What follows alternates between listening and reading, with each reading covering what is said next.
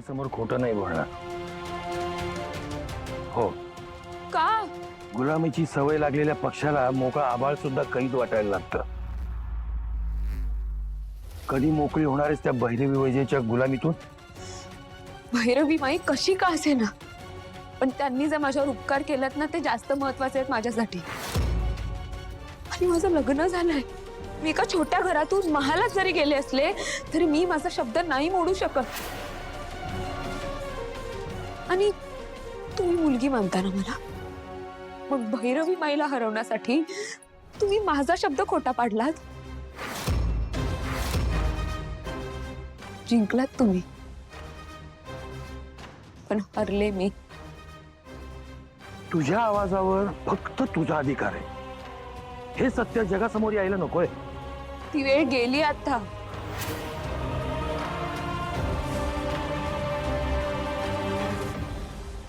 खोट्यावर खोट्याचे इमले बांधत आले. जर हे सत्य सारंग सरांना कळलं तर काय होईल? जी मुलगी आपल्या शब्दाला जागली नाही, ती आपल्या नवऱ्याशी खोटं बोलली, तिच्यावर कधी आयुष्यात विश्वास ठेवतील ते? का नाही? सारंगचं जर तुझ्यावर प्रेम असेल तर तो नक्कीच विश्वास ठेवेल. मला नाही माहित त्यांचं प्रेम आहे की नाही माझ्यावर,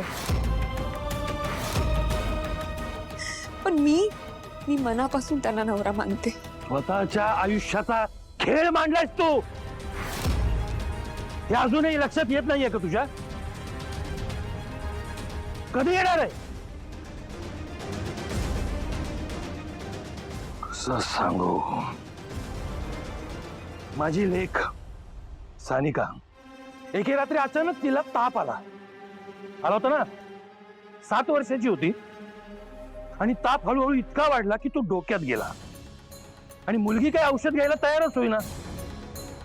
औषध जवळ नेलं की जीवाच्या आकांतानं ओरडायची. आता ताप तर उतरायला हवा की नको, बरं तर वाटायला हवा की नको. मग मी काय केलं? मी नाक दाबलं आणि कडू औषध तिला पाजलं. थोड्या वेळाने ताप उतरला, तिला बरं वाटलं.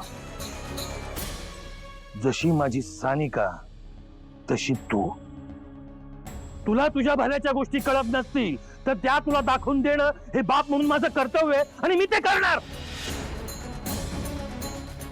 त्या भैरवी वझेने पाया पडून तुझी माफी मागितली तरी तिला तुझी खरी किंमत कळलेली नाही. तिला आता कळणार.